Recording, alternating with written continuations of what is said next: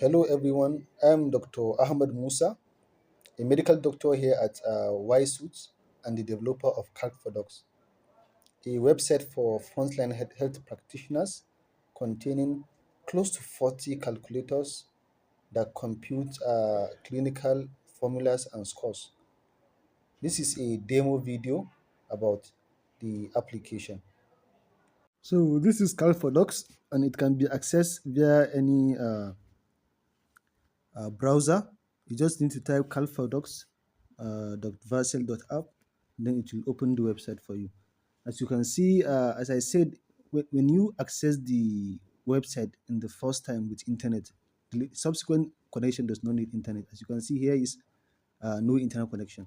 So, and for those who are using Chrome, you can just go to the setting there and just move down just above the desktop site. You see add to home screen, and when you add it to home screen, it will install the application. So this is the CalcForDocs app. I'm currently using dark mode. So if you want to switch, you can just press this sun and it will show the light mode. So if you want to, for those, okay, if you want to contact us, you can just send us an email through this feedback site. So these are the tools, clinical tools that are available. We have timer, CAG, infusion, COP65, MAP, score DVT, and up to Bishop score BMI. All these are added to this application. And one beautiful thing with this thing is that now you don't need a specific phone, or maybe like say, okay, you need an iOS or you need an Android to use it. You just need to go to your website and access this calculator. And then like although it's a website, you can still install it, and as you are just seeing here, it's working like an app. There's no tabs. This is outside the web browser, so you can install it on your. You can also install it on your computer and install it on any of your devices. So for the tools there now, there's also a feature of search where you can search some of if you can, like, you can just search through the calculator. Let's just say like ECG. Then you see ECG, it will bring out the ECG waveforms and cardiac. All these are added to this web app. So, and like if you access it for the first time, it requires internet. But after that, first, you just need to, you can use it wherever you are, whether there is network or there's no network. You can use it offline. So the first tool here is the timer and calc. Like maybe someone is counting the respiratory rate of a patient, or like maybe counting the number of drops happening for. So you can just use any of the time, 10 seconds, 15 to up to 60. So you just need to press on start, and then you'll be typing as the full drops. One, let's see, one, two, three, four, five, six.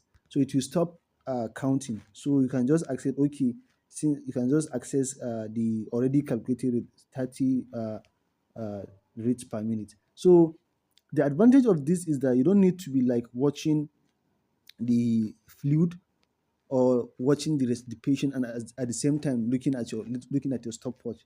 As in, you just, for this one, you just keep your focus on the fluid, or you just keep your focus on the respiratory cycle of the patient, and then you just be typing and the calculation will be done automatically, and even the time will be taken care of.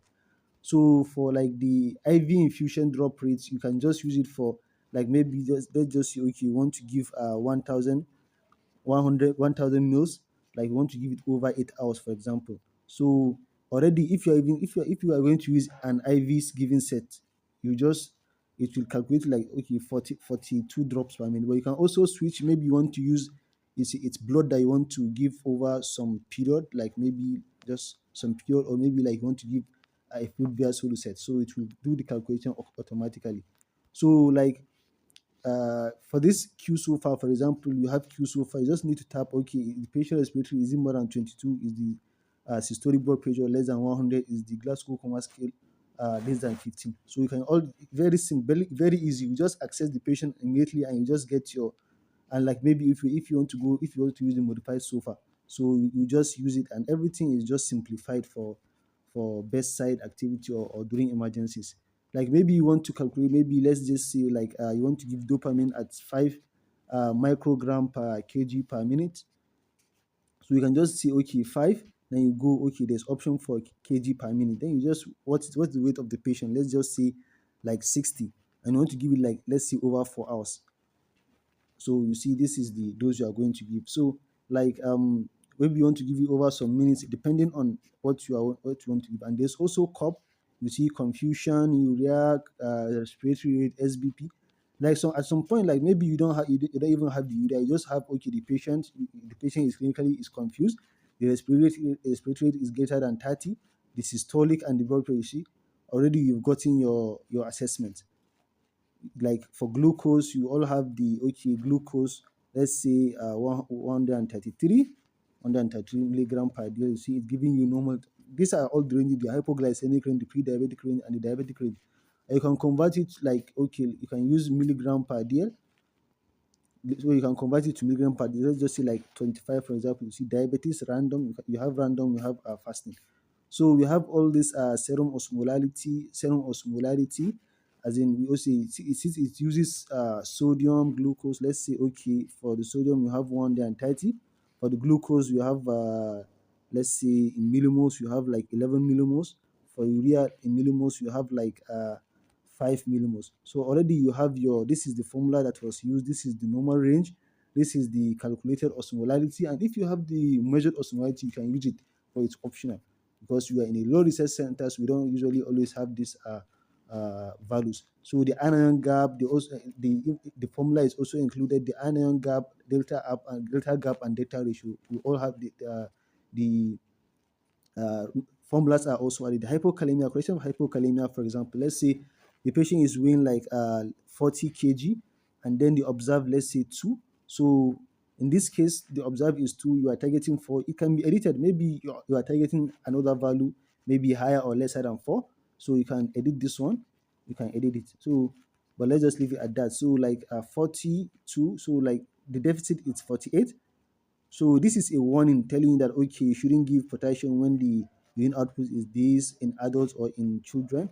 This is the maintenance dose. And then all the formulas are given. The total requirement is 88, but the warning that, okay, maximum concentration should not be more than 40 millimoles per liter, and all those precautions. So the EGFR, the calcium phosphate, the urea creatinine, the corrected calcium, corrected sodium, the hyponatremia correction. This is also like, okay, you use sodium, serum sodium. What did you get? Let's say 118. The patient, let's say, is weighing 70 kg. If the patient a male, let's say, a female, non-elderly, okay, she's hypovolemic. And then, okay, these are options for like Ringer's lactate 3% and 3% hypertonic saline. And okay, the target, there's a warning that, okay, you shouldn't use more than 12. So, as in, so it's suggesting that, okay, just use 3. Why? Because to avoid rapid correction, to prevent osmotic demyelination. So this is the formula that was used, the estimated rate, the total volume needed, and how much sodium is going to increase per liter of normal saline. So this is the map. This is shock index, this is cardiac axis. Let's say, okay, this is a normal axis, and you can see the diagram. And let's say, okay, the lead AF is negative, so you see it's going to change. Yeah. So the ECG waveforms, I've also included RR interval. Let's say you can also choose not just milliseconds or seconds, small squares, or you have options. So let's say large squares, and okay, the value, let's say we got 3. So that means the heart rate is 100 beats per minute. We have the Framingham criteria. We have the Wells score for DVT and for pulmonary embolism. We have the atrial fibrillation score risk. You can just choose any of them, and instantly you are able to get your result. Estimated blood volume per age group, fluid correction, rule of 9, especially in born patients, GCS, this one, pediatric age estimate to, like, okay, the patient is able to hip ride tricycle, so 3 years, let's say, okay. So it uses the highest milestone achieved by a child to give the estimated age. So the pediatric anemia correction may be like, usually this is also very useful in adults, as you can just, okay, the patient, let's say a patient who is weighing 10 kg in pediatrics, we have options of using, like, there's option of using PCV or hemoglobin.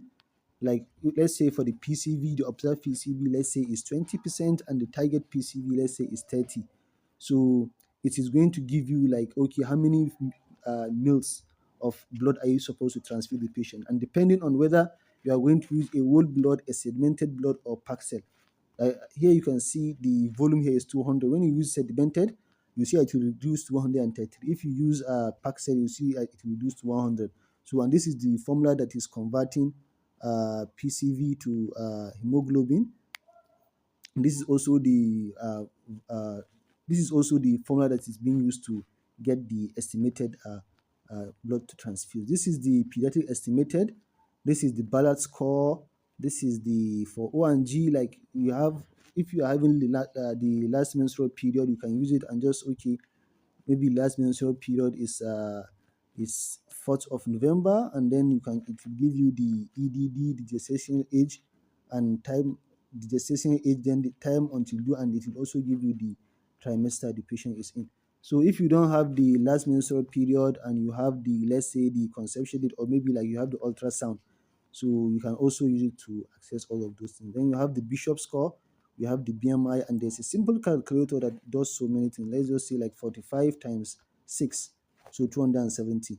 So, and you can just like, okay, square root of 270. Okay, sorry. You can just press on the and then put 270 and it will give you. So this is all about, currently now it's having like up to close to 440 calculators. I hope you would, it will be of benefit. Thank you.